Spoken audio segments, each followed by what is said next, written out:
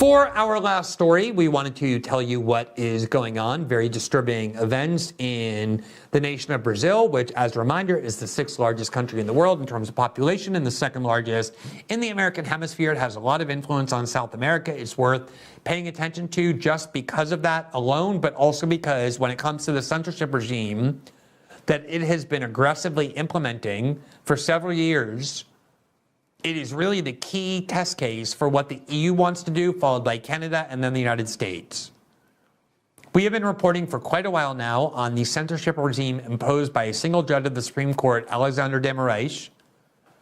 There you see him on the screen. He has become such a fanatic that even the New York Times, before the 2022 election, obviously hoping that Lula would win and Bolsonaro would lose, published 2 separate articles featuring him with heavy amounts of criticism, saying that he's become this very aggressive censor and seems to be perhaps destroying Brazilian democracy in the name of protecting it. He was given the unilateral power to order posts taken off the air, to ban people from the internet with no trial. And it was supposed to be only until the election was over, and he used that power aggressively. Take this down. I order you to take this post down. This person is not allowed to be heard. They were all opponents of then candidate Lula da Silva, with a couple of exceptions on the left, people who criticized him and his censorship powers, and they got banned too. He just became a despot, a fanatic, and there's nobody to challenge him. And the law that enabled him to do that, they said, would end on the day after the Brazilian election, namely October 31st, 2022, and yet he continues to use this law to censor.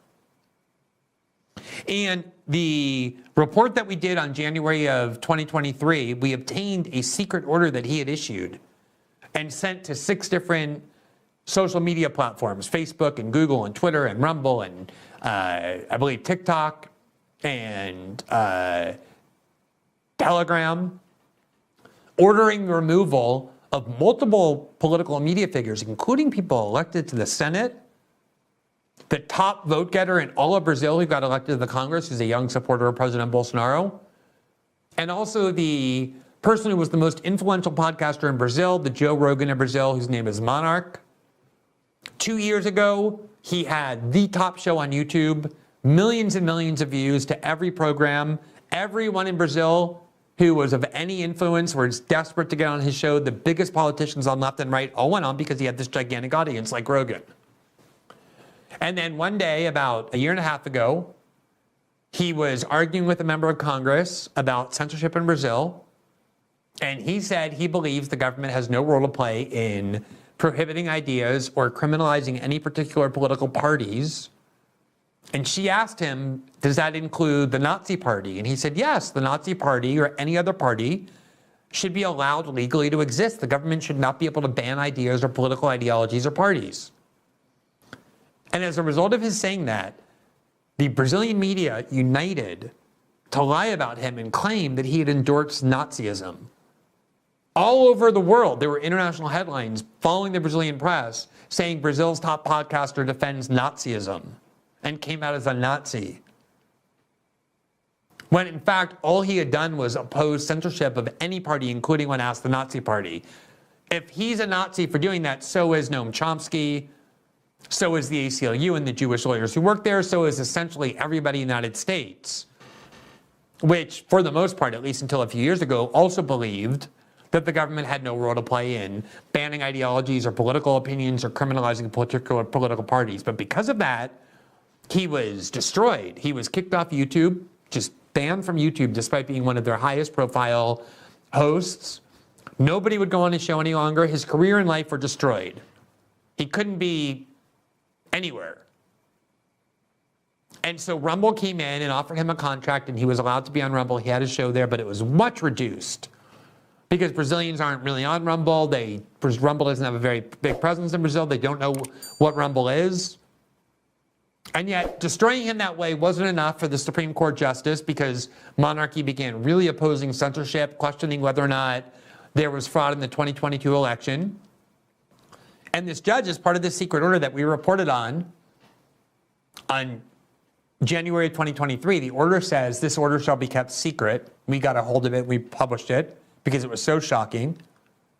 It said to all these social media outlets, you are required to remove Monark from the air. He's now been kicked off Twitter, which complied with the order, and Facebook and every other outlet. And Rumble, for some technical reason that the order didn't cover his page, he continued to broadcast on Rumble. And that night we interviewed him, and we just want to show you a little bit about what it is that he said, because today something even more extreme happened in terms of the judge and his attempt, this relentless attempt to completely destroy Monark and turn him into a criminal, simply because, literally for no other reason, other than the fact that he has an ideology and a set of political viewpoints that Brazil has decided is criminal. Let's listen to what he said.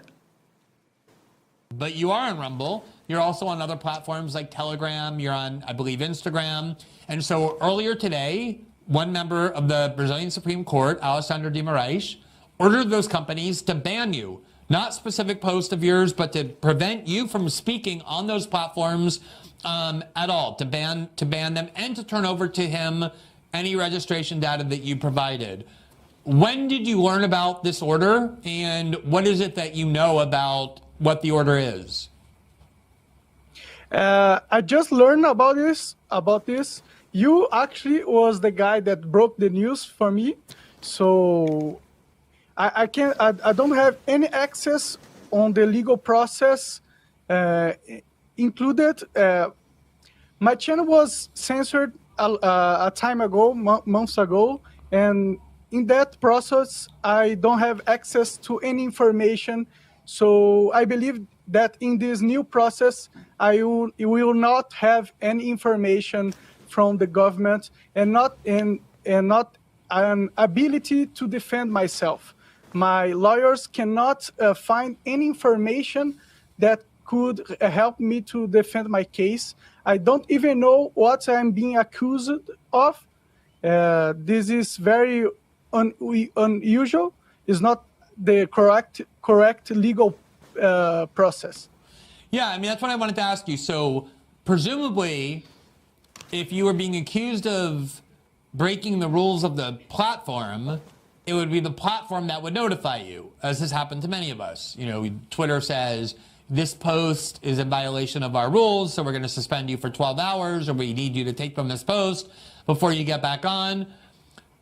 But I would assume, given that this is a judge who is ordering you banned, that he believes that it's because you've broken some kind of a law through things that you're saying on your shows. Do you have any idea what laws you've been broken? Have you ever been told by Brazilian judges or the Brazilian police or any other Brazilian authorities in the last couple months? I'm not talking about during that episode we just discussed. I'm talking about in the last couple months that you are breaking laws or in violation of laws or in jeopardy of being prosecuted? No, actually, I don't know about any law that can prohibit it, that can punish me for what I have said in the past months. I never said anything that incites violence. I never did support any type of coup or any type of military intervention. Actually, I was always vocal against it. I believe that we can fix this situation in the law with political activism, and I do not believe in violence in any form. So there you have it. I mean, his life has been completely destroyed within less than 2 years. He has been entirely removed from the internet. He can't earn a living anymore. He has a contract with Rumble, I believe, that obviously they can't continue to fulfill if he's not allowed to produce his show on Rumble. So they've denied him a livelihood. They have denied him the ability to speak. And yet he's never been charged with anything. These issues, these orders are issued with no due process. The judge just types out, he is hereby banned from speaking, and that's it. He has no idea what he's being accused of. It's Kafkaesque at best. And this judge just goes around routinely doing this, banning people from the internet, saying you cannot speak. Today, even though he's reduced to almost nothing, he has a very small audience in Rumble for the reasons I said. He's not, it's actually, some people have followed him, but it's been severely reduced. He can't speak on Twitter or Facebook or Instagram or any other platform, even though he's never been charged with a crime. Just by decree, he's silenced. Today, the court announced that they are formally opening a criminal investigation into him, either because of things he said or because of suspicions that he didn't obey the first order to stay silent. He apparently has been fined 300,000 reais, which is the equivalent of roughly 75,000 American dollars. Again, all based on no process. He has had no opportunity to go in with lawyers and be advised of the charges or contest them or do anything else. His life has been dismantled and he's been silenced, and now he's fined with no due process, just an order of a decree by a judge. And he is banned permanently, or at least indefinitely rather, from speaking on any platform. He can't defend himself, he can't speak, he can't have a show, he can't speak about politics. He has a tape over his mouth, he's silent. It's shocking. Brazil is a country in which I've lived for 18 years. It has a lot of flaws politically and socially and lots of other ways, like every country. But it has always been basically a democracy. And it is such a vivid reminder of how easily despotism can emerge. Now, I know most people are trained to believe that despotism is not something that happens in their country.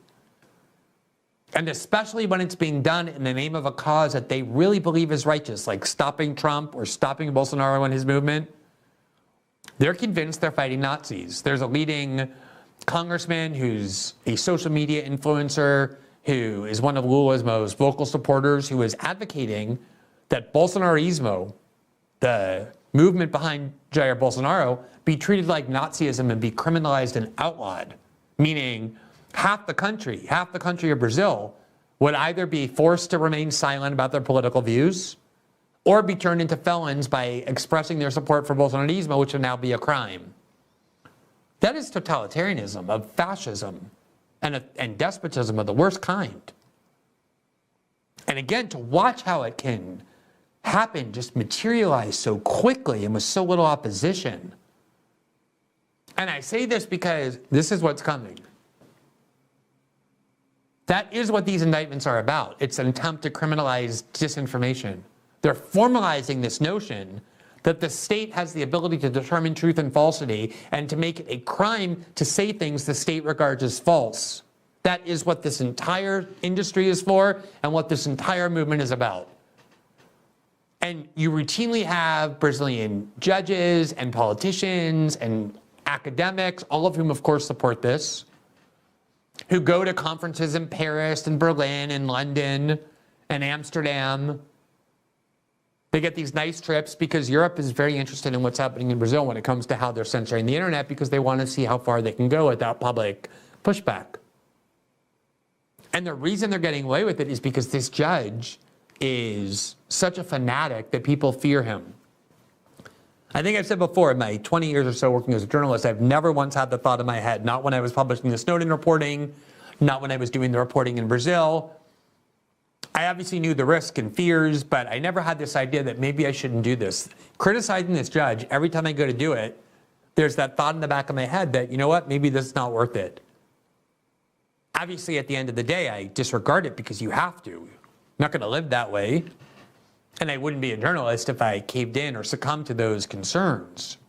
But it's very real. You watch people getting arrested or having their homes searched and their things seized or their careers wrecked or them being silenced over their political views by the singular act of a judge who provides no trial for any of this, and you realize that it's very possible. Julian Assange is in prison for 4.5 years and was in an embassy, in a tiny little embassy, for 9 years before that because of his journalism. And the United States is getting away with that. So you might think, oh, well, they can't do that to me, or that's a bridge too far. There's no such thing once they start convincing themselves that they are truly fighting the righteous cause. That is the most dangerous mentality in politics. It is absolutely the dominant mentality in the United States. It's the one Sam Harris so candidly and clearly expressed and defended. And it's what's happening here in this incredibly awful case that is extreme only for the moment.